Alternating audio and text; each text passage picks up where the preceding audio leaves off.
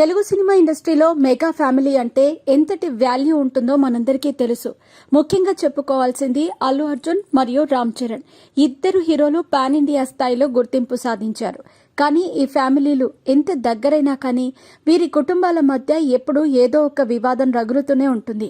ముఖ్యంగా అల్లు అర్జున్ మెగా ఫ్యామిలీతో అంత టచ్లో ఉండరు. ఈ క్రమంలోనే అల్లు అర్జున్ తీసిన పుష్ప 2 సినిమా వల్ల జరిగినటువంటి ఓ సంఘటన సంచలనం రేపింది. దీంతో అల్లు అర్జున్ అరెస్ట్ అయ్యారు. దీంతో సినీ ఇండస్ట్రీలోని వారంతా అల్లు అర్జున్ను పరామర్శించారు.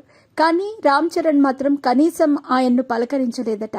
ఇదంతా పక్కన పెడితే తాజాగా Ram Charan game changer movie promotions లో భాగంగా ఓ వేడుకలో చేసిన కామెంట్స్ సంచలనంగా మారాయి.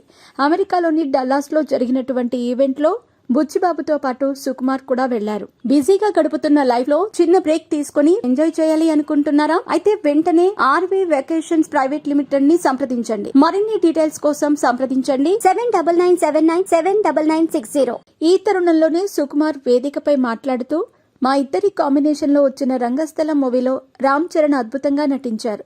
ఆయనకు నేషనల్ అవార్డు వస్తుందని అనుకున్నాను, కానీ రాలేదు. ఆ తర్వాత రామ్ చరణ్ మాట్లాడుతూ, ఎంతో టాలెంట్ ఉన్న దర్శకుడు. ఆయన డైరెక్షన్ లో వచ్చిన సినిమాలు అద్భుతమైన హిట్లు సాధించాయి. రంగస్థలం, పుష్ప 2 సినిమాలు ఏ విధమైన విజయం సాధించాయో అందరికీ తెలుసు. ఈ విధంగా డైరెక్టర్ సుకుమార్ ను పొగిడాడే తప్ప పుష్ప 2 సినిమాలో అల్లు అర్జున్ నటనను ఏమాత్రం పొగడలేదు.